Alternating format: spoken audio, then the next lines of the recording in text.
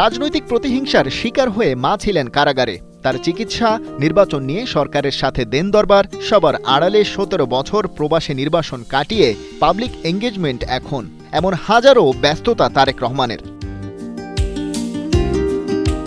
তবে ছোট ভাইয়ের নামে Arafat Rahman cocoa Memorial cricket tournament আয়োজনে যখন এলেন, তিনি অন্য মানুষ। কথা বললেন শুধু খেলাধুলা নিয়ে। কারণ দেশের শীর্ষ রাজনৈতিক পরিবারের সন্তান হয়েও কোকো ছিলেন কেবলই খেলাধুলার প্রতি ফোকাসড। কাজ করে গেছেন সেটারই উন্নয়নে। সে সব ফেলে অসময়ে ওপারে পাড়ি জমিয়েছেন। ছোট ভাইয়ের রেখে যাওয়া কাজ সামনে এগিয়ে নিতে তারেক রহমান জানালেন তার দলের ভিশনের কথা, আর স্বীকৃতি দিলেন সেই মহাপরিকল্পনা নিয়ে তার সাথে কাজ করছেন সাফ জয়ের নায়ক আমিনুল হক। ১.৫-২ বছর আগে আমিনুল আরেকবার এসেছিল লন্ডনে। তখন এক ফাঁকে আমি ওর সাথে আলাপ করছিলাম, ঠিক একই আলাপগুলো প্রায় ১.৫-২ বছর পরে গতকাল আবার আলাপ।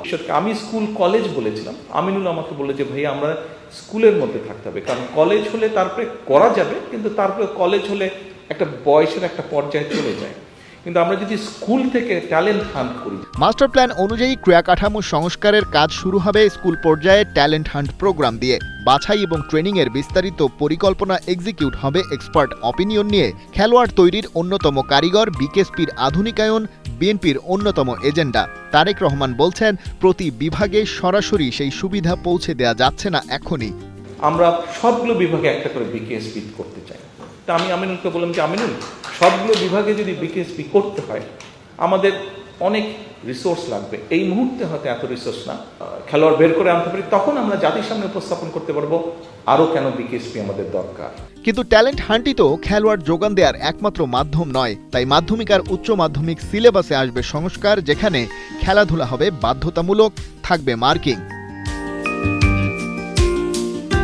তবে খেলতে না চাওয়া বাচ্চাদের কানে ধরে নামিয়ে দিলেই তো আর হয় না, লাগবে মাঠ। সেটা মোটেও পর্যাপ্ত নয়। বিশেষ করে ঢাকা শহরের প্রায় সব মাঠই তো গেছে দখলদারদের পেটে, হারিয়ে গেছে কোমলমতি শিশুদের শৈশব। তাই আপাতত পরিকল্পনা, ঢাকার প্রতি ওয়ার্ডের মাঝখানে ৩-৪ বিঘা জমি নিয়ে হবে মাঠ, থাকবে হাঁটার ব্যবস্থাও।